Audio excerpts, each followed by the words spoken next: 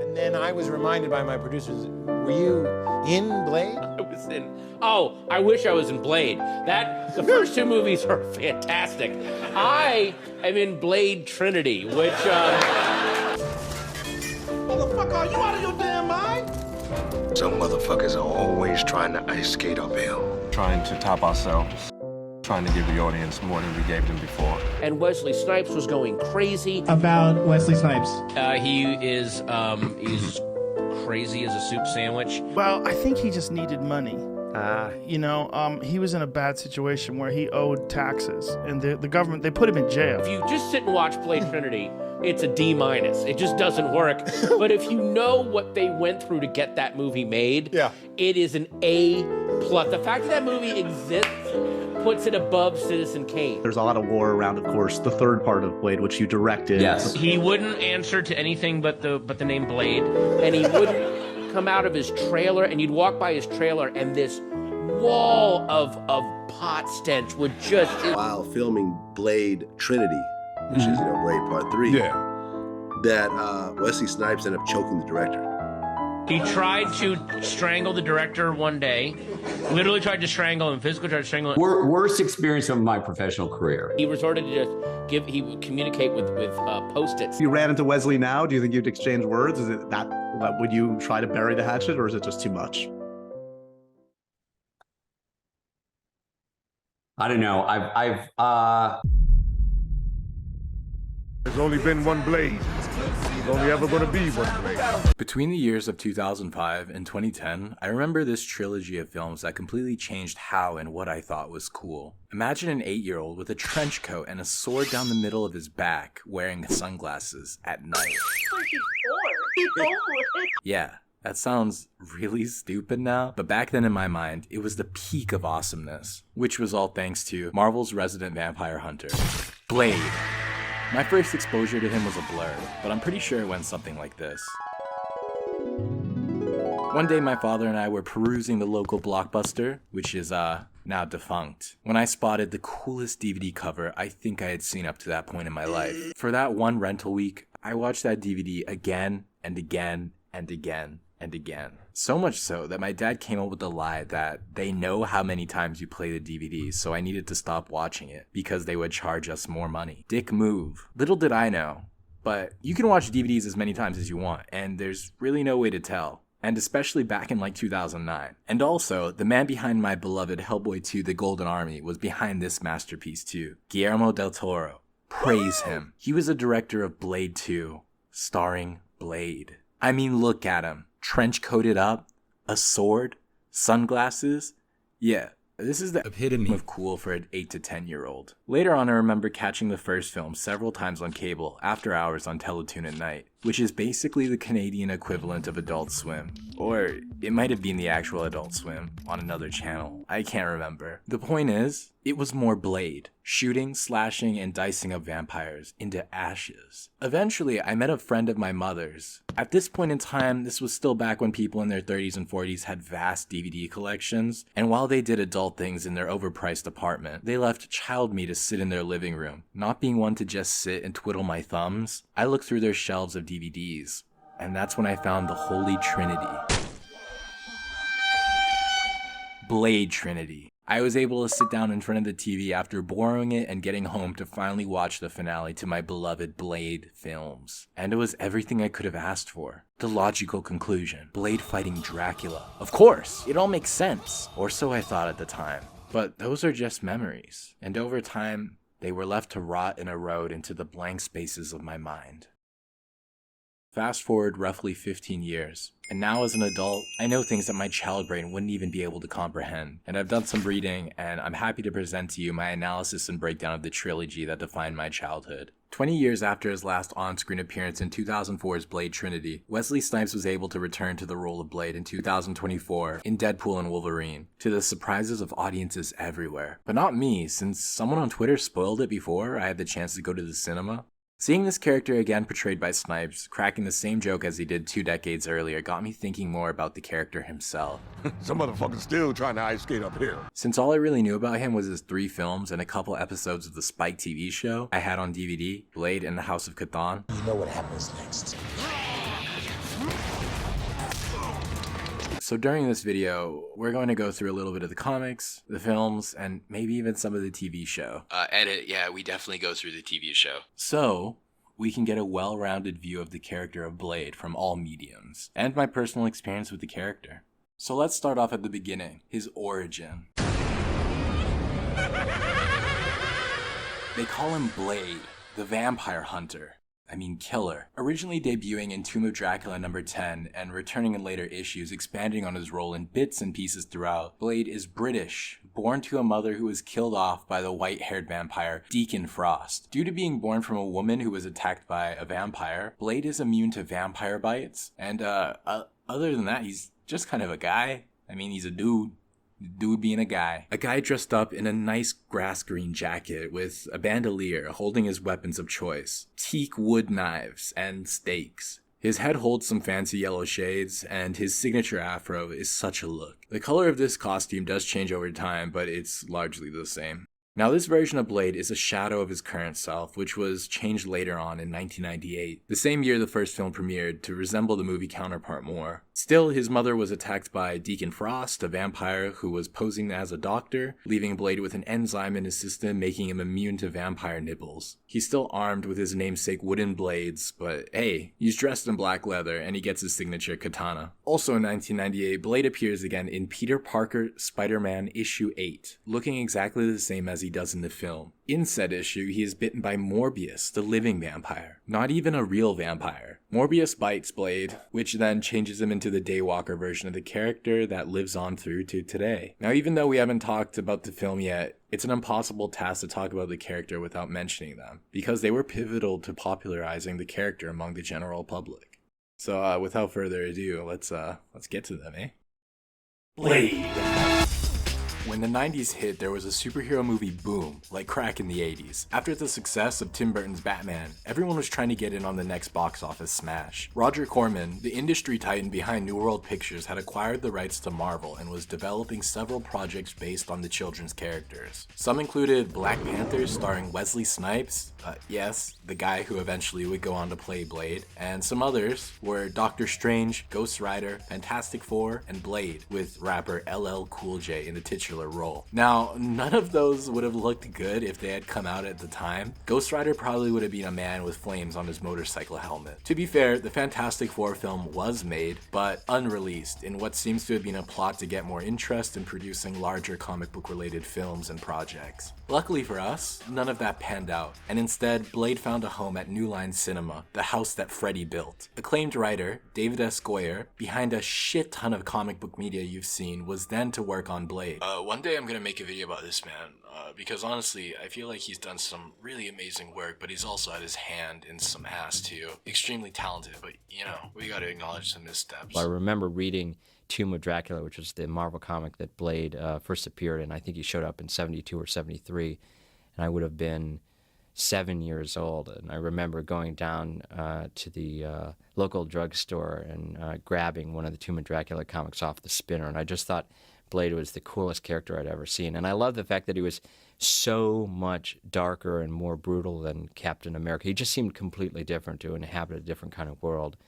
And I'd always had a fondness for the character, and because of that, I just thought it would translate well to film. He doesn't have a bunch of costumes, and he's got gadgets, but they're all... I mean, it sounds odd to say, but Blade was a much more realistic character, and it's in his own way. They have a writer who is passionate about the source material, which is a good sign. And he even pushed for the original creators of Blade, Marv Wolfman and Gene Colan, to get properly credited in the film. Which is a big deal. I mean, come on. Bill Finger wasn't properly credited for Batman until 2016, 42 fucking years after he died poor and alone. It's not all peachy, however, as Wolfman did wind up suing Marvel, saying that he actually owns the character of Blade and Deacon Frost, as he claimed he wasn't under a work-for-hire contract when he created them. So he should be the rightful owner and should be entitled to $25 million worth of damages. He lost, by the way. In this interview with Josh Horowitz on the Happy Sad Confused podcast, David S. Goyer said that at a point in the 90s, David Fincher was working on a Blade film before Seven. Clearly, that didn't pan out. On another note, the studio even pursued the idea of Blade being Caucasian, but Goyer fought the studio on that.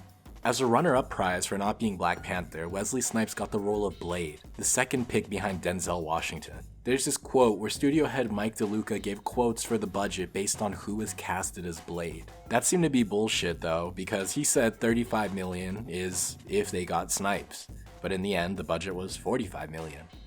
Here are some of the things that if you were trying to create a comic book in 1954, that you would not be allowed to do according to the comic book code. In every instance, good shall triumph over evil, and the criminal punished for his misdeeds. Passion or romantic interest shall never be treated in such a way as to stimulate the lower and baser emotions. Females shall be drawn realistically without undue emphasis on any physical quality. If crime is depicted, it shall be as a sordid and unpleasant activity. Suggestive and salacious illustration or suggestive posture is unacceptable. All lurid and unsavory or gruesome illustrations shall be eliminated. The letters of the word crime shall never be appreciably greater in dimension than the other words contained in the title. The word crime shall never appear alone on a cover. No comic magazine shall use the word horror or terror in its titles. Scenes dealing with or instruments associated with Walking Dead, torture, vampires and vampirism, ghouls, cannibalism, and werewolfism are prohibited. Now, this was an excerpt from some of the films behind the scenes, talking about the Comics Code Authority and how it impacted comics, all the limitations that the source material had.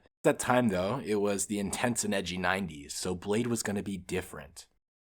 Come August 19th, 1998, Blade is released, grossing $131 million worldwide and receiving mixed reviews, which was a surprise because I feel that nearly everyone looks back on this film fondly. I found this quote from Entertainment Weekly quite brutal. Blade is the sort of glittering trash pile that makes you dread the words comic book movie. I enjoyed the opening disco massacre with blood spurting out of ceiling sprinklers, and there's a nifty computer-generated effect in which silvery gun blasts shatter the vampires into fragments. Still, the film offers nothing to look at but special effects. Unlike last summer's Spawn, which at least whirled through its tormented crime fighters' cliches with psychedelic energy, Blade moves at the funeral pace of an art film. Which is kind of insane, seeing as now most people would say Blade is leagues above Spawn as a movie. And frankly it is, because that Spawn movie is fucking awful. At least Siskel and Ebert liked it. And our next movie is a superhero saga named Blade. In this film, Wesley Snipes brings menace and a certain vulnerability to the role of Blade. It's a good-looking picture, it has high energy, and the vampire stuff adds just enough detail to give the movie texture. I liked it. I did too. There's enough camera cutting as Armageddon, but this picture has a sensibility to it. Yes, it is consistent. Yeah. It makes sense. And, if you like effects, check this one out. How's the film compare now after all these years, though? I think it's aged like a fine wine. Last year I watched it and left a review on Letterboxd, and I watched it again for this video, and it's still fantastic. It's a beautiful reimagining of the vampire mythos. Gone are dark castles and guys who speak like the Count from Sesame Street. Hello blood, cocaine, blood raves, techno music, modern architecture, and a board of blood-sucking politicians. Much like our own world. A distinct difference between the vampires shown in the Blade films and his first appearance in Tomb of Dracula is that when vampires are slain, they quickly burn up into a pile of ash, instead of just staying together as a regular corpse. A slight change, but it makes the kills more cartoonish and amusing. Well, I mean cartoonish and amusing for me, but it's flashy and it does wonders for the world. But don't get it twisted, the opening scene of Blade is anything but cartoonish and amusing. I wholeheartedly believe that the opening to Blade 1 is the best superhero character introduction ever put to screen. I mean as far as introducing them to look like a badass, that is. Entering the world for the first time, knowing that there's gonna be vampires, but witnessing the horror as the dumbest Kangol-wearing man ever realizes what is happening, then crawling as he's thinking he's dead, only to reach the feet of Blade. Everyone clears from him. They know who he is. Yet we, the audience, don't fully know yet. His presence and aura is off the charts. I fucking hate that I used the word aura. Also, from this scene, some extras sued the studio after the fake blood they used caused rashes and permanent skin blemishes. Moving on, Wesley Snipes is Blade, world-traveling vampire hunter, currently stationed in Los Angeles, accompanied by his mentor, Whistler, an insane old man who smokes while spilling gasoline all over the place, and who picked Blade up off the street as a youngling, trained him, and got him off of blood, now only getting his sustenance from a serum. This duo is aiming to take down the vampire empire, while at the same time Deacon Frost, the vampire who turned Blade's mother, yes, this comes back, a young, snappy, forward-thinking vampire, seeks to overthrow the bloodthirsty government. Get down, Mr. President! Before moving on again, I wanted to talk a little bit about Deacon Frost's sidekicks because frankly, I love them. Quinn and Mercury, the latter just being a femme fatale who had younger me going crazy. And the former just being really fucking funny. Apparently the actor, Donald Logue, was so funny that they added even more of him, and he improv'd a lot of his scenes. And in some real life funny business, while filming the hospital scene, he had gotten his jaw unhinged and had to go to a real life hospital in his full burn victim makeup. Everywhere I look up his character, it says he's just a regular vampire, but that's wrong. He's more immune to silver than every other vampire, surviving being stabbed by silver stakes, and from his dialogue with Blade, they've had plenty of run-ins before. Quick, I'm getting a little tired of chopping you up. Thought I might try fire for a change. This time ending with Blade trying to light him on fire, which doesn't work, and he winds up running away, which doesn't happen once in the movie. It happens again. And as I said before, I'm gonna mention it now. So Deacon Frost turned Blade's mother, and Blade's mother, it turns out, is actually alive as a vampire. She comes back in the final act, and then he kills her. The rest of the film is jam-packed with techno music, aura farming, and humor. Freeze! Motherfucker, are you out of your damn mind? Still heavy. But you're so big.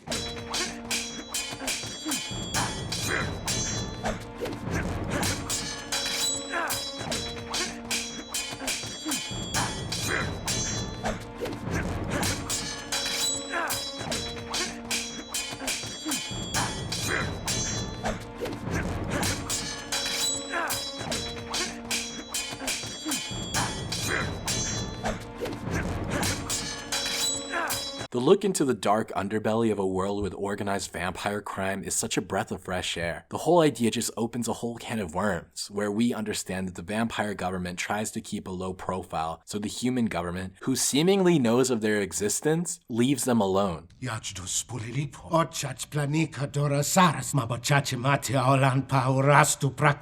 general public has no idea, even if vampires aren't so sneaky. For real, this motherfucker drinking this lady's blood in the middle of the street, he's not even trying to hide it. What the fuck, man? Where are the vampire police? Originally in the film, the villain Deacon Frost's goal is to fulfill a prophecy and presumably kill all of humanity, which doesn't make sense because they'd be killing off their food source. The plot point of keeping humans alive in stasis to farm blood was cut out of the film, but you can still see some people in bags in a deleted scene. And I suppose his plan in the film is to just become a blood god and kill all the other vampire politicians.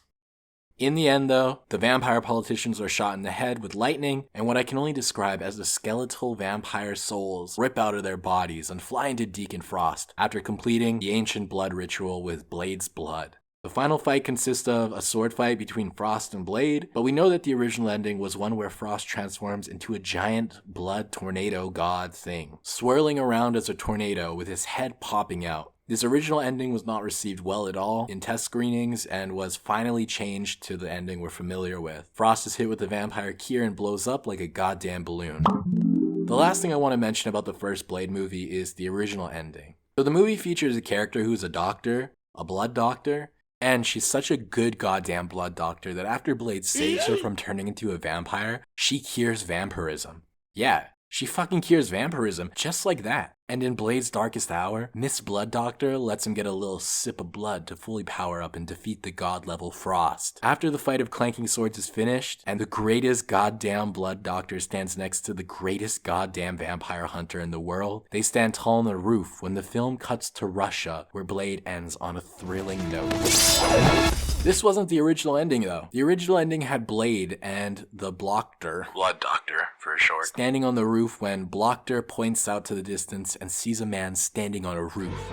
He's just standing there, menacingly. This man was intended to be Morbius. What the fuck? This was until he realized that they didn't own the rights to Morbius and pulled the plug on that. Oh yeah, and vampires can wear sunscreen in this. That's fucking stupid. I against I, flesh of my flesh, your mind of my mind. 2 years before reinventing Hellboy for the big screen, Guillermo del Toro locked the fuck in and created an incredible sequel that took everything great about the first Blade film and doubled it, like Aliens to Alien. As I said in the intro, praise be to Guillermo del Toro. The man has blessed us with plenty of fantastical films over the past decades, and I think he's an inspired choice for the sequel to Blade. With the God-given ability of hindsight, we can look at his filmography and witness his passion bleeding through the screen. More often than not, we can see a lot of his pictures include monsters. From the weird clockwork Sandman Nazi from Hellboy to the mechanical boxing monster Wink, his name is Wink, Wink, just Wink, Wink from Hellboy 2, all the way to Pan's Labyrinth with that weird monster with the eyes in its hands that freaked me out as a kid. Catching that film on cable at night made my white undies go a little brown, if you catch my drift. And Jesus Christ, while writing this, I remembered the weird death demon monster spirit from Hellboy 2, and its fucking bone radar dish head is burnt into my memory. I've never been much of a fan of the Pacific Rim franchise, but I can give credit where it's due. They're fantastic and fun. Good propaganda for kaiju and Western cinema. Lastly, aside from his horror endeavors, which I won't mention, in 2018 he took home Best Picture for his 2017 fantasy romance film, The Shape of Water, where Abe Sapien from Hellboy, but not really because he isn't actually him and they're legally distinct, and if you thought this was a Hellboy prequel, then you're a fucking moron. This was the last film of his that I saw in theaters, and it left me fucking speechless. Not from the quality, which was good, but from the fishman and human woman sex. Oh, dog bless Del Toro. Even though so far all I've done is go, ooh, that one was good, clap, clap, clap. I need to emphasize the effort he puts into the creature design and makeup, mostly done through practical effects, which always steals the show. Each frame is crawling with this mysterious, magical presence from his specific visions. Fuck! Have you seen his Pinocchio? Look at this bastard. If you imagined Pinocchio in your mind, I'd bet never in 100 years you'd guess he looked like this fucking bag of twigs. Knowing this, years after Blade 2, we couldn't have had being gifted a better director for the action horror franchise. And again, with the God-given gift of hindsight, this was and is the peak of the series. His same passion and dedication to the macabre and exciting nature that's on display with a character like Blade is present and attending for Blade 2. The final product speaks for itself, and I'm itching to talk about it. So let's do it. Del Toro was on Demon Time and injected way more visceral action and horror elements into the film, along with his signature amazing creature design. But the most important ingredient of all was not forgotten.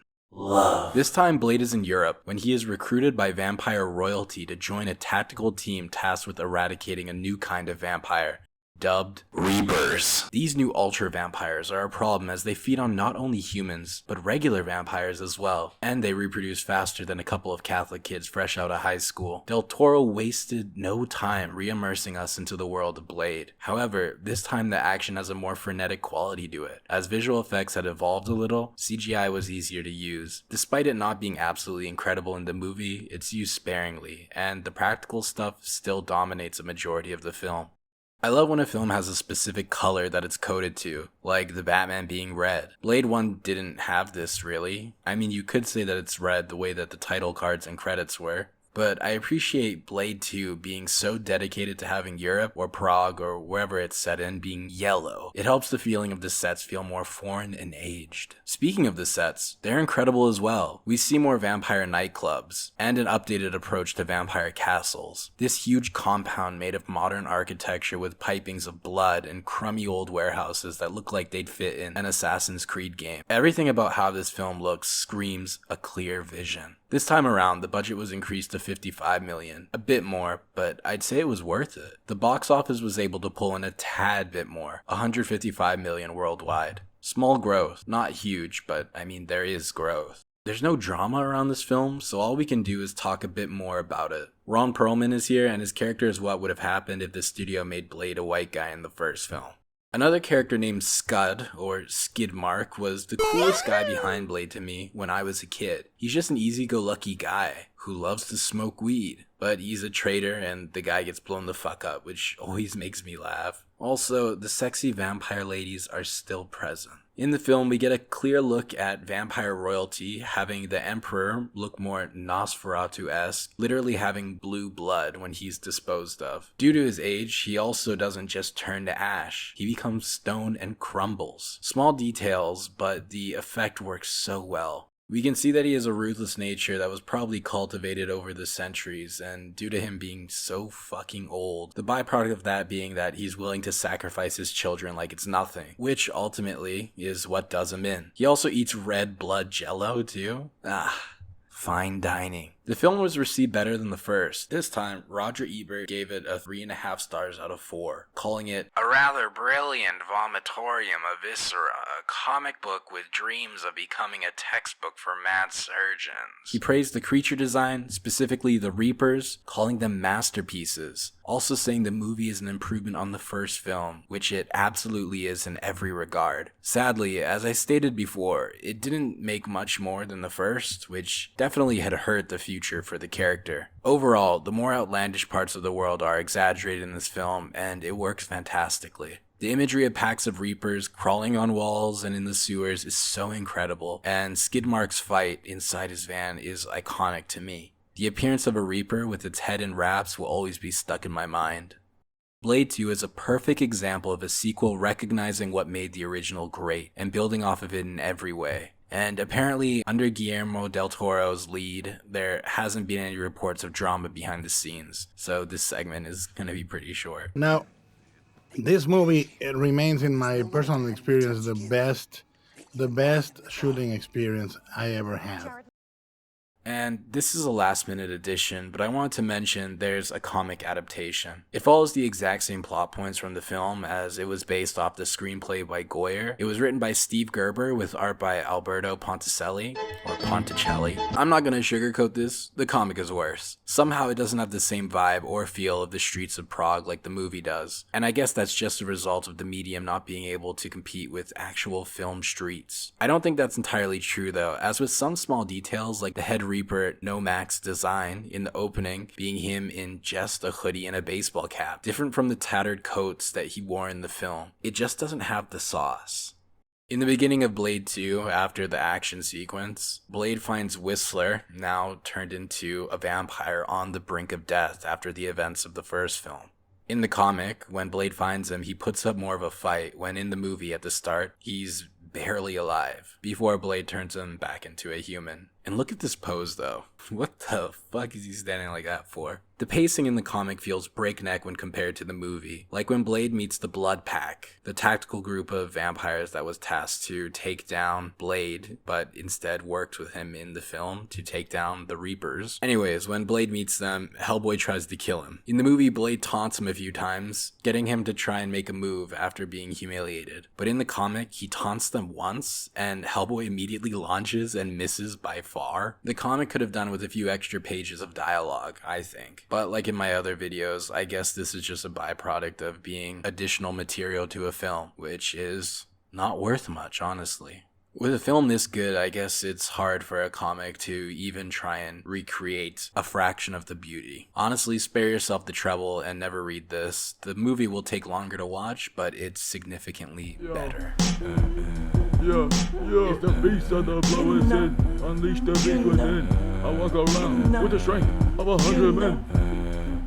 You best be coming before I count to 10. Blood dripping down my canine like a fountain pen. So this is where we get into the fucking weeds. David Goyer, who wrote the first two films, was now set to direct, as the previous director, Oliver Hirschbiegel, dropped out. Despite having written the first two movies, which turned out great, Wesley Snipes himself didn't agree with choices Goyer made and preferred the previous director. This led to clashes on set. Worst experience of my professional career. Keep in mind, this man worked on Batman v Superman. He would only answer to the name Blade. He resorted to just he would communicate with Post-its that he would give to the director, and each one he would sign Blade. Basically, it was a huge shit show because Snipes couldn't get along with almost everyone on set. Ryan Reynolds, on the other hand, who is in this film as Hannibal King, another character I was surprised to see who debuted in Tomb of Dracula. During the filming of this movie, it said that morale on set was down to a minimum due to Snipes' behavior. And if you know about Ryan Reynolds' shenanigans, he always tries to be the funny man. On set, he was constantly trying to lighten the mood. Furthermore, due to Snipes' actions, he was not on set a lot, either arriving late, not showing up at all, or just hiding away in his trailer. Due to this, you can tell often that whenever we see Blade from behind, it's clearly not Snipes, so Reynolds and others would have to act against a stand-in. On another occasion, it's said that Snipes had tried to strangle director David S. Goyer, and I'll let Patton Oswalt talk more about this.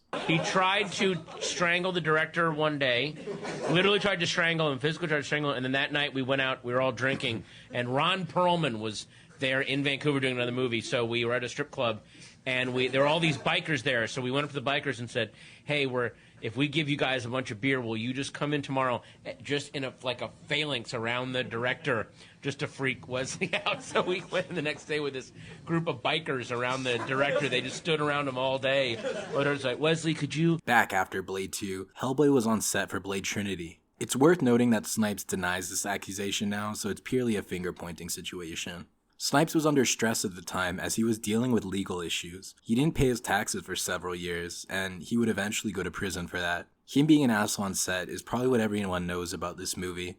Specifically the final scene that isn't in the usual cut of the film. In an alternate ending, Snipes refused to open its eyes for the shot, frustrating everyone. Most of whom I believe to be the person who had to then CGI his eyes open. I just can't do it. I can't take this shit no more, man. A complete waste of time and money that was completely because he was being a little bitch. Let's move on and start talking more about the film. Unlike Blade 1, which was set in LA, and Blade 2, which was set in Prague, Blade Trinity is set in Vancouver, Canada. Film your TV and movies here. Maple syrup, Smarties, poutine. We give tax cuts, ketchup chips. Tax cuts, it's cheap, come to Canada. Which in essence looks like a vague and non-specific North American city, which is great for producers since it's cheaper to film in Vancouver. Being healthier for the budget is not a downside. But whenever I see that something was filmed there, I get the immediate thought of, oh, they didn't want to spend too much, did they? Now what if I told you they were saving most of the budget for the plot? That'd be great, right? Well, they weren't. Originally, the plan for the third Blade installment was that he would be alone, the last man standing, waging war against the post-apocalyptic vampire world. Obviously, that is not what we got. What we got was that a group of Canadian vampires with retired wrestler Triple H found Dracula. He hid himself away from the world, but now I guess he's interested in tasting the luxuries of the modern world. Oh, and the vampires want him to kill Blade. Dracula himself looks, let's just say divisive. But I fall on the side of he looks fucking cool. Going by the name Drake, played by Dominic Purcell from Prison Break and Legends of Tomorrow. I thought he was Canadian, but nah, he's British. Came with his open shirt and several chains, and tight pants is a vibe. Not one that I think I could ever pull off. His opening scene with his modern look as he walks through the street and the people around him are all moving and sped up, immediately followed by him visiting a vampire-themed shop. Yeah, this scene I fucking love. I'm glad they incorporated a form of Dracula's shape-shifting, in that he can change his facial structure, not exactly turning into a wolf or a swarm of bats, but making it a little more realistic and fitting into this established world. His main form is also that of a weird monster, so I guess vampires look like that for a while and just kind of evolved out of that. Kinda goes against the main, vampire thing of, we're all super attractive, come to us and we'll drink your blood, but you don't know that yet. Oh, and instead of going by Dracula, he goes by Drake, as I stated before, but I just wanted to emphasize... W's in the shot.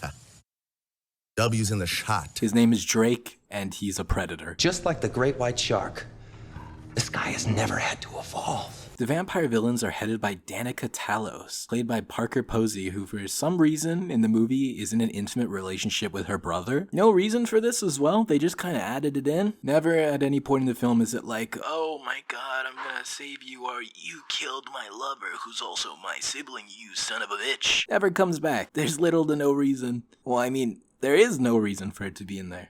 And part of their gang is Triple H. He's the big brute with a little puppy, and there's really nobody else. With this bigger threat, Dracula not included, Blade needs a team. The Night Stalkers, with Ryan Reynolds and Jessica Biel, who I know primarily from the Texas Chainsaw remake. Oh, and their other members are a blind woman, her child daughter, Patton Oswalt as himself, and another guy who can drive and steal cars, I guess. What a team. Strong enough to take down Dracula? Without Blade? Fuck no. With Blade?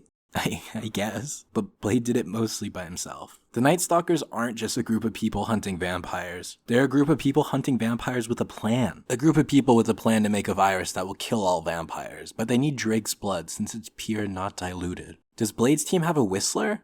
Well, Chris Christopherson does reprise his role as Whistler, unenthusiastically, only to die early on in the film during a police raid of the Blade HQ. The vampire's plot, other than resurrecting Dracula, is to frame Blade for the murder of a human on camera. And by frame, I mean they just filmed him killing a normal human, which he is already known to do. But I suppose this is more public, and the court of public opinion is lethal. It is an interesting idea to see how the public reacts to Blade, a crazy man who is known to kill and says it's because the world is run by vampires. To a normal person like you or I, this would sound like absolute bullshit, and he's just a crazy lunatic running around murdering people. But the movie doesn't really do anything with it. Blade Trinity does reuse an idea from the first film. Human blood farms, where they're just in like saran wrap and are comatose. A good use of recycling old ideas. And I do like in the scene when Blade shuts down the blood farm and the sound of the heartbeat monitor fades away. Pretty ominous. Speaking of recycling, do you ever think about how many comic books are wasted and thrown in the trash? It's such a disposable medium, sadly. In fact, every 10% of dumps in the world are filled with unsold or discarded copies of Blade, Night Stalking. That's a true fact. You can quote me. This comic was written by Jimmy Palmiotti and Justin Gray, with art by Amanda Connor. Big surprise seeing Jimmy and Amanda. If you've been subscribed for a while, you might have seen my 2 videos about The Pro. They're behind that. Sadly, the absurd and vulgar nature of The Pro doesn't quite fit in the world of Blade. The comic is a prequel, so you might as well forget it exists. It shows the origin of the Night Stalkers, and takes place roughly 1 year before the events in the film. Jessica Biel, or as she's known in the movie, Abigail Whistler, bastard daughter of Blade's mentor, Whistler, tracks Whistler down to Vancouver, which is close to Whistler, a popular ski and snowboarding resort or location. That gag was stupid. After tracking down her dad, she asks him to train her, but he says to get fucked, and also quotes himself from the movie. Vampires killed them. Made me choose the order they die in. Tried to make me decide which order they die in. Abigail gives us a little more of her backstory that the film doesn't even hint at. She's an amazing archer and was going to be on the Olympic team, but now she's a vampire hunter. Old Man eventually comes around and agrees to train for an exhausting 5 minutes, and she's done. Later, she goes on a vampire hunt with Papa and runs into this vampire who's all like, yeah, whatever, kill me if you wanna, I guess. Like, what's it even matter? And instead of killing him, she gets him to join her and promises to cure him. If you couldn't tell from the art, it's Ryan Reynolds. Meet Hannibal King. This is how they met. Whistler scolds her for being a fuck up or being too loud or something, and then he says something that will eventually become the name of her team. And before I show it, I feel like when movies or TV do this, it's 50-50 on if it's good. Like recently, the Thunderbolts movie had a good inclusion in my opinion, naming the team after Black Widow's child football team. Get a load of this. Is that all you know? How do you Congratulations, sweetheart. Training time is over. You want to stalk the night for vampires? Be my guest. Stalk the night? Night Stalkers, get it? Because they stalk the night? Yep. So Whistler and Whistler then cut ties because he's a grumpy dick. They are eventually reunited when she visits his grave after his death in Blade Trinity. We learn their gang has about 1,000 members? Sleeper cells, as stated in the movie. We see some, and this chick is nowhere in the film. Hannibal is also human now, wearing the exact same getup down to the stick-on name tag in the film. And that's because apparently right after this, they head into the FBI headquarters to break out Blade. Wait, FBI headquarters? I thought it was a hospital. But also, if it's the FBI, then it's not in Vancouver, which it was shot in. It's just an American city? Ah, fuck it. I think it's funnier to say it's in Vancouver. Oh yeah, the comic's not over. They've gotten to recruit Blade since they're worried about Dracula returning. This comic adds little to nothing for me. A couple lines of dialogue in the film could have done this better. The constant swearing and reading dialogue that reads like someone trying to do a funny impersonation of Ryan Reynolds, which it is painfully annoying. Lastly, it's always lovely seeing the husband and wife duo Palmiotti and Connor's work though. Stellar artwork, as always. Back to the film. The introduction of the Night Stalkers is definitely a highlight for me. From memory, it's so cool seeing Blade repower up and escape with the help of the lady who got away from Leatherface. Rewatching it now, it is a bit funny because what do you mean you can't shoot around corners with a gun, but you can with a bow? I can't shoot around corners. I can.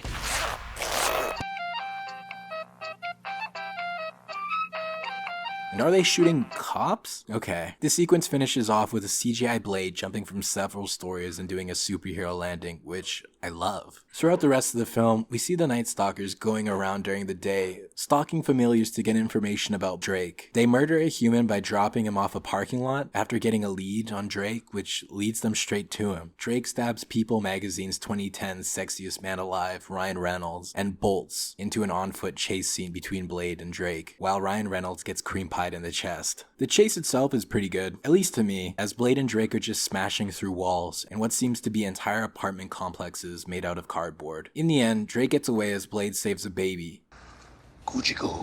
The horror elements of Blade are also present. Not as gory and action heavy as Blade 2 to its detriment, but with small aspects like when Drake invades the Night Stalker's base, kills them all, and elongates himself to kidnap the blind woman's kid. This leads into a fucking horrible montage sequence where they gear up to take down the vampires. It's bad because it comes off as a scene where Abigail cries over the dead body of the blind woman as Blade says, "Use it," and starts playing techno music as she fires arrows faster and faster. She's no Hawkeye, so just pick up a gun, sweetheart.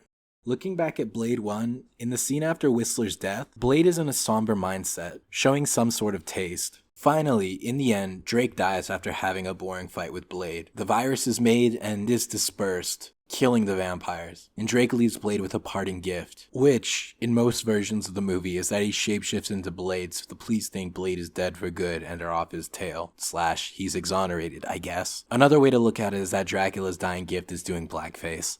The trilogy ends with Blade riding off in the middle of the street on a motorcycle because motorcycles are cool. There are other endings, however. I guess they couldn't figure out how to finish off the trilogy. First off, in one scene, Blade awakens in the morgue, and Hannibal King narrates and says the virus put Blade into a coma for a while, so he lives on to continue scaring the hoes. There's another alternate ending that I had never seen before this, showing Hannibal King and Whistler in some cool new outfits, going into a casino and facing off against a werewolf, which I think is really cool. In the scene, a guy says there aren't any vampires left, so who are the Night Stalkers hunting? Well, werewolves. Seeing a look at other fantastical creatures in the Blade universe is super fucking interesting, and really the only thing missing from the trilogy. Perhaps this was a hint at a future for these characters, a spin-off, away from the mess that the Blade movies had turned into, but too bad it was a byproduct of that mess as well. The critical reception of Blade Trinity was piss poor. Let's check in on our friend Roger Ebert. He gave the film 1.5 out of 4 stars. He basically says everything that everyone thinks. The story is a mess, it's not an improvement on the second. The Night Stalkers have information that the vampire nation is seeking the original Dracula because to spread the vampire virus they need better DNA. They need Dracula's blood. The notion that DNA degrades or is somehow diluted over the centuries flies in the face of what we know about the double helix. But who needs science when you know what's right? They found Dracula in Iraq about 6 months ago, we learn, and if that's not a straight line, I'm not Jon Stewart. He also says that Dracula doesn't suck blood, but vacuums it, as well as how the vampires are a joke and crumble into ash over practically anything. It's safe to say he hated the film. Rest in peace, Roger. You goddamn legend. Off the higher $65 million budget, the film only managed to collect a measly $132 million worldwide. A steep drop-off from the previous film's $155 million, considering it's a finale to a well-liked series. These numbers today would be lucky, I guess, in today's climate, but back then, and to an extent now, it's definitely not great. Overall, the Trinity, the Father, the Son, and the Holy Blade isn't an upgrade from Blade 2. In fact, it's the worst in the trilogy. Worst on-screen and behind the scenes. It has hints of a creative vision, but it seems the drama behind the scenes really held it back from what could have been, as well as the studio not wanting to really spend a lot to do Blade in the apocalypse, since Blade 2 didn't break the bank. I do like Blade Trinity, however, even though it's bad. I like watching it every now and then as like a turn your brain off kind of movie. And, well, that's that. This iteration of Blade would go on spiritually, however. It is a direct continuation, but it's not Snipes and feels like a weak imitation of the movies for TV. I had a DVD of the Blade series. It was called Blade, House of Chthon, or House of Chthon, which is apparently just the pilot of the show. I wasn't originally going to talk about the series at all in the video, but without further ado, it's my pleasure to talk about it. Despite calling Blade Trinity the worst experience of his professional career, that didn't stop him from double dipping into the franchise that had turned to shit from just one film. Produced by David Goyer and Jeff Johns, and by New Line for Spike TV, the channel for dudes. How can a guy get free brewski? Maybe the best way to get free beer is to go to the public landfill. If a guy's got no cash, how can he find free brewskis in the trash? Blade the series readopts the style of the first film, with red text title title cards, gritty action, and picking up where it left off, in Russia. Wesley Snipes does not reprise his role as Blade in the show, instead replaced by rapper Sticky Fingers, who is almost like an entirely different character from his appearance alone. No hair and as such. This guy sadly doesn't have the aura that Snipes did. Like, this white guy on the street is completely non-threatened by him and goes on to harass Blade. Despite the differences, this is still the same Blade.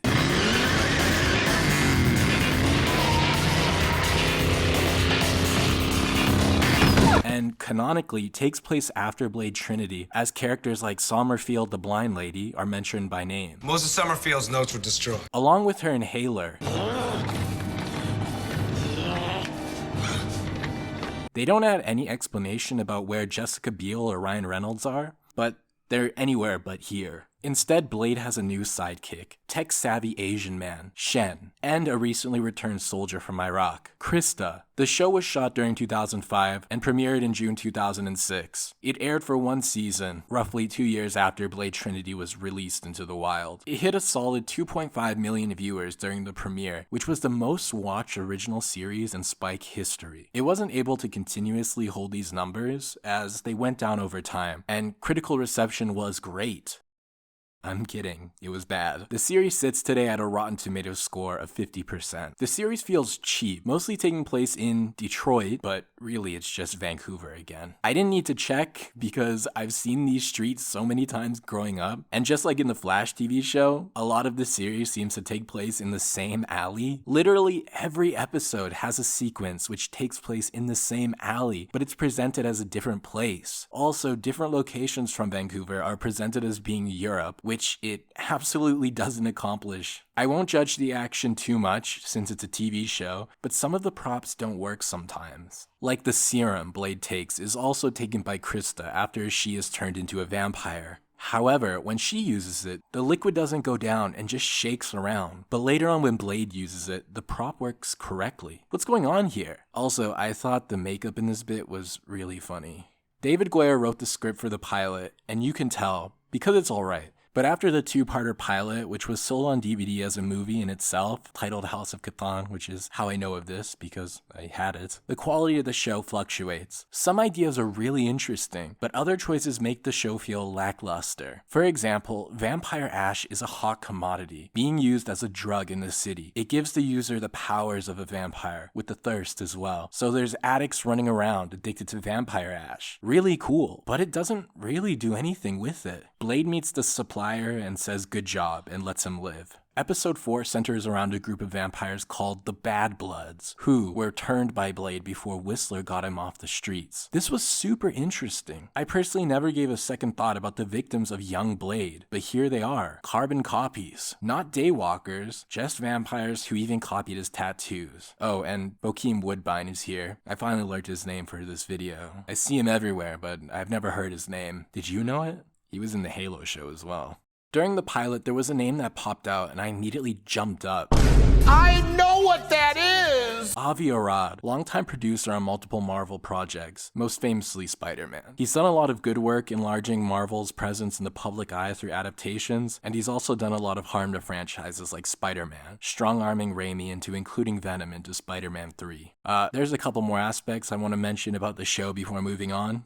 Moon Knight. Mark Spector is mentioned by name. And I suppose next you're going to tell me that werewolves exist. My colleague, Mark Spector. I clapped when I saw it! Being stated to be an expert in werewolves, which we saw in the deleted alternate ending scene of Blade Trinity, which is some world building that stuck out. Oh, and the series never does this again. It's in the pilot, so thanks, David. We learn a lot more about the vampire governmental system in the world, not following the comics, instead opting for an original structure of 12 vampire houses. We follow for the most part of the series Krista, undercover, in the House of Catan, one of the more powerful houses, and their defining trait is that they don't suck blood or turn others directly from biting them, seeing it as primitive and for savages. Instead, they drink from cups and turn people with syringes. Nowhere do we see any blood jello like from Blade 2 though. Seeing more into the vampire world is cool, like how vampires can access memories, and some high-up officials in the vampire government. Nearly 2 decades before Abigail, Blade the series had a little girl vampire boss. Pretty cool, but her acting is a bit stiff. Not her fault, a lot of people in the show are giving bad line reads. Do you always look at people like that?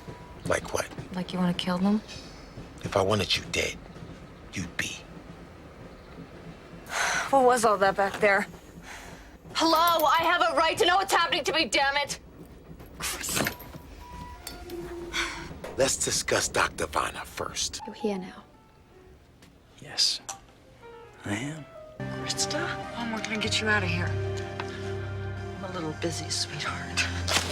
The vampire antagonists are there too, and they're not as funny as Quinn, Deacon Frost, or Drake, and they're not as memorable as the Reapers. They're just nothing, really? Not threatening and just come off as arrogant idiots. Luckily, they continued the tradition of having a vampire sexy lady with memorable hair, from long light-colored hair to a red bob. Later in the show, she does get blown up by Blade, but doesn't die and is burnt to a crisp. The show has a plotline where the Bloodsuckers are developing a vaccine that will stop them from dying from garlic and silver, and Blade and his sidekick are like, we're fucked, which feels stupid because he's been able to kill vampires because he's skilled, but in the show, he isn't skilled and relies on their weaknesses. Blade cuts a regular vampire's neck and he gushes blood in the first episode, and the chick who gets turned to char brisket doesn't die from these events. The amount of damage these vampires takes isn't consistent, and it just makes them feel like whatever.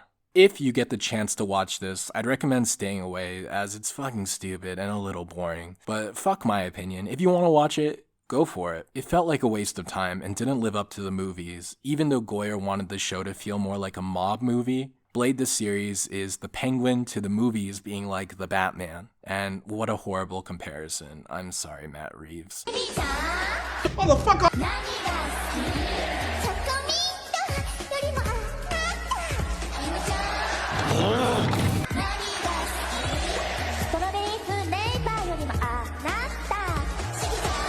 In 2009, at San Diego Comic-Con, it was confirmed that the anime studio Madhouse was partnering with Marvel to produce several anime based on their characters. One of them is our boy Eric Brooks, Blade. The last of the series to premiere in 2011, with a solid 12 episodes, Blade the animated series is pretty good, I think. A lot better than the Spike show. The anime does a better job at expanding and exploring the supernatural world of Marvel, even showing off a real werewolf during the first episode. Throughout the rest of the season, I love how they include different species or kinds of vampires from different regions of the world. Like they include flying vampires from the Philippines. They also included classic vampire elements, like shapeshifting into animals, which I really appreciate. They do include a few other vampire hunter characters for Blade to team up with for a bit, a Van Helsing being a big name. But Blade gets a sidekick, Makoto, who follows him for the whole series after meeting Blade in episode 1. Her father and her are vampire hunters, but he gets turned and then Blade shows up and kills him. That scene is pretty sad. She just gives up and accepts her death from her father, only to then watch him burst up into flames right in front of her. Oh, and Wolverine makes an extended appearance too when Blade and Makoto visit Madripoor, a prominent Marvel location. Just like the comics, the show sticks closer to the movie adaptations, but with its own particular spin on things. Like, instead of vampire glyphs, they're just tramp stamp looking symbols. Blade's head tattoos look a little much. Oh, and they reuse the plotline of kidnapping people and putting them in a blood farm. The series does have a unique identity, embracing goofy shit like Blade fighting super-powered cats and different kinds of vamps that just straight up look like werecats and other crazy creatures. The series follows Blade fighting a secret vampire society named Existence, and also he's hunting down Deacon Frost, the vampire that turned his mother while she was pregnant. I don't have much more to say about this other than it's pretty tight. Overall, I'm no anime guy, and I did shotgun the 24-ish minute episodes in one morning. But I would still definitely recommend this to anyone looking for more decent Blade media. It's not the worst thing ever, and from memory, it isn't even the worst Marvel anime out there. Let me know if y'all would be interested in a deeper dive into the TV series or the anime. Could go episode to episode even. Jesus, that doesn't really sound very fun, but you know, it's a possibility. Ladies and gentlemen, two-time Academy Award winner, Mahershala Ali.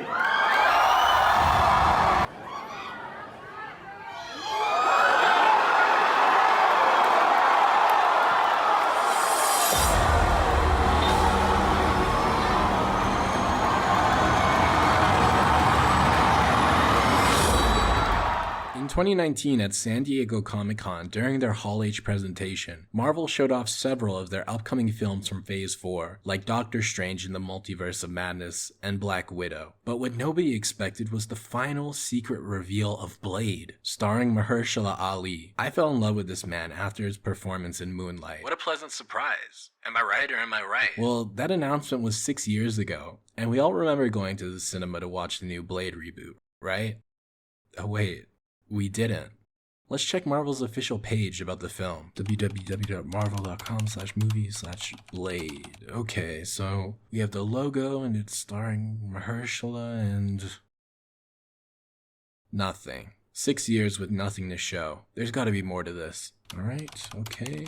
Here we go. Back in 2013, Hollywood Reporter stated that Marvel had a script for Blade, and in 2015, during an IGN interview, Snipes said this. Marvel and I, Wesley Snipes, have decided to have further conversations about doing another Blade. It's a topic of conversation, you know, it's unescapable. Yeah. But, you know, they have their agenda and we have ours, and we're both moving in an accelerated pace to create magic. So we'll see if it all matches up.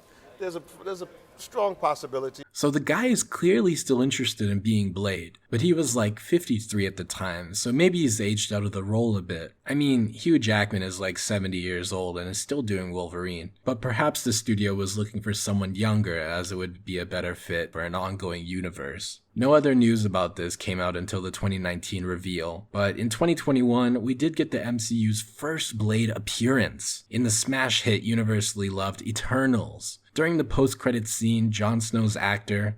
well, actually, just take a look for yourself. Sure you're ready for that, Mr. Whitman? Yes, that voice off-screen was Blade, and he's talking to Kit Harington's character, Black Knight. They're both sword wielders, so they should have a connection, I guess. And yeah, that was it. We don't even see him. It's the great Marvel machine we've come to love. Will we ever see what's to come of this? I don't know. Maybe in a decade, or when they run out of ideas, or maybe in Avengers 6. So back to the main timeline. In the same year, a director was brought on. Bassam Tariq was set to direct, but then dropped out due to scheduling conflicts as the film was set to release on November 3rd, 2023. Furthermore, Beau DeMayo was set to write the film. He would go on to work on X-Men 97, which was universally loved and praised, but wouldn't last as he got fired for sending nude images to coworkers. And I love the quote, but he was fired for, quote, egregious findings. What he was doing came out after he claimed they fired him for posting gay pride stuff. DeMayo wasn't even the first writer they had. First was Stacey Osei Kuffour, but she didn't last, and DeMayo wasn't the last too. The scheduled filming dates in 2023 flew by and the film didn't start and wasn't close to starting production. The film was basically restarted at this point to get the script just right. This article mentions a quote that has haunted the production for a while since then, saying the film was a female-led film filled with life lessons. What the fuck does that mean? This is what a whole lot of people thought the Blade film was going to be. Blade in the backseat and a group of strong women taking over. Mahershala Ali was said to be very frustrated with how the film was turning out, and later on, Michael Green was brought on. He was behind Logan and Blade Runner 2049. A new director was hired, Yann Demange, picked out by Mahershala himself. He was brought on, and Marvel stated the film would get a lower budget, $100 million instead of the $200 as per usual. Spoiler alert, he left too. On November 1st, 2023, through Variety, Tatiana Siegel released this crushing article that felt like airing out someone else's dirty laundry. Crisis at Marvel, which is where a lot of the information I've used came from. It broke the news most popularly about how the VFX industry was crumbling due to Marvel's demands and system of making changes at the last minute. This article is where the female-led quote came from. Other horrible mentions are stating how the film has gone through at least 5 writers, 2 directors, and 1 production shut down 6 weeks before it was set to begin. Not a good look. One of the scripts was reported to be set in the 20s, while future scripts were said to be set in the modern day. We still have no confirmation. Mia Goth was casted as a character named Lilith, a vampire villain, but we still don't know much more about the script. Some say it was that she was after the blood of Blade's daughter, and it was also said that another one of the scripts had 2 lackluster action sequences and clocked in at around 90 minutes. A huge train set was made for the 1920s setting, but has been left unused, said to be recycled somehow in another Disney project. I doubt it though. While editing this video, a new update came out. So the 2025 Ryan Coogler movie, Sinners, which I won't spoil or talk too much about because I think it's fucking incredible, as you should go into it without knowing a thing. The director, Ryan Coogler, who directed Black Panther, was asked something along the lines of who's his favorite black vampire hunter, which is a stupid fucking question, because what are the options? It's just Blade, right? Who the fuck else is there? But yeah, back to Sinners. It's a period piece, and it's come out that a lot of the extras costumes that were used in the film were bought from the Blade film, unused, just like the train. Yeah, the 1920s setting is definitely not happening. And another fun fact, Sinners was written in 2 months. Blade is taken, well, it's still 6 years, yeah, okay. In 2024, Shelby Weiser, who is the lawyer of several stars like Simu Liu and Mahershala, stated that it was crazy how the deal for Blade was done in 2019, and it still hadn't been shot, which is the craziest thing in her professional experience. Another release date, November 7th, 2025 was scheduled, but then in October 2024, Blade was removed from the release schedule. Clearly, everyone is frustrated and the film is still in development hell. Since Mahershala Ali is a 2-time Oscar winner, he has a lot of control over the script, and he and Kevin Feige, the big boy at Marvel, are committed to making the film special. But recently an article came out stating how during that time, when Marvel were experimenting with Disney Plus original shows, Kevin Feige was spread too thin and didn't have enough time to work on each project equally. Sometimes creative teams wouldn't even hear from him in weeks, and some even resorted to chasing him down in the halls. Can't say for certain, but with something like Blade that needed to hit perfectly, and Kevin Feige's handoff approach during the time due to his busy schedule may have created the perfect storm that stopped the film dead in its tracks. It's mid-2025 as of recording this, and we still don't know much about the film. It may be dead forever, another casualty from the past era of Marvel that they've seemingly escaped from. Gone is the quantity over quality era that was last seen with Captain America, Great Big Bird. Thunderbolts just came out, and that seems to have everyone thinking that the MCU is back, despite bombing at the box office. More projects from that time are still coming out though. Lastly, Ironheart, which is premiering as I'm recording this. Blade and the War Machine project, Armor Wars, are ghosts. No more Blade. There's only been one Blade. There's only ever going to be one Blade. Surprise! Deadpool 3 was secretly a love letter and final goodbye to a bygone era of Marvel movies, getting actors like Chris Evans to reprise his role as the Human Torch, Jennifer Garner as Elektra, Ben Affleck's Daredevil is dead, and Wesley Snipes' as Blade, and Channing Tatum's Gambit is here. It's the meta joke because this film was never made, blah blah blah. You know that. You're watching this video, you know that already. The role is small, but it's just nice seeing him meet other people and looking genuinely happy and saying the same quotes. I know what that is. He seems rejuvenated by being around other people who are acting in a dumb movie for babies. He says the R word. Retarded. Truly, this man is from 2006. Now stuck in the Void world, Blade has teamed up with the other throwaway characters from the pre-Disney era. He gets to relive his glory days and shoot a rocket launcher, but is missing his signature blade, his sword. He doesn't have it. It's very confusing. Why the fuck doesn't he have it? Is this not bothering anybody else? In some production leaks, I thought the TV Blade was set to return, but in the actual film, it's a race-swapped Bullseye from Daredevil. Snipes' Blade makes a few jokes, but most famously saying that there's only ever going to be one Blade, poking fun at how replaceable he is to the Marvel machine, but also how the current Blade film is struggling so hard to do something, or anything at all. Will this Blade return in a future Avengers film? Well, Channing Tatum's Gambit is set to return, so I think it'd be safe to assume that the upcoming Avengers Secret Wars, which is based off of one of 2 comic storylines with that name, will feature a little cameo. The original Secret Wars was an excuse for Marvel to mix match a shit ton of different characters and make them fight. And the newer one is a great story about how Doctor Doom basically turned the entire multiverse into one hodgepodge world made of stuck together pieces. Robert Downey Jr. is Doom in Avengers Doomsday, the precursor to Secret Wars, so maybe the studio is planning on combining these two storylines in a way. They've always been good at combining source material to make original scripts. So let's just hope that in Avengers 18, when everyone lines up to fight, we'll get to hear that ice skating line one more time.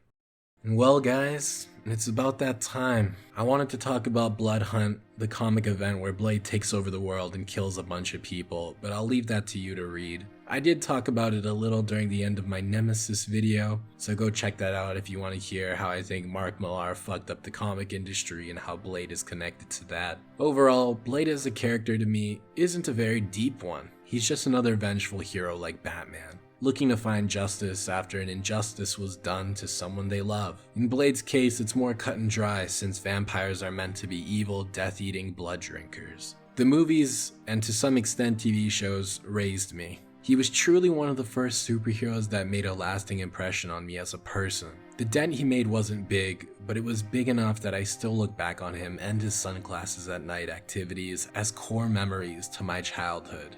I could see myself wearing a leather jacket today, and it's because of Wesley Snipes in that role. It's a damn shame what had happened to the original trilogy at the end, and how the future of Blade on film is uncertain at best, but we can always look back at Blade 1 and 2 fondly.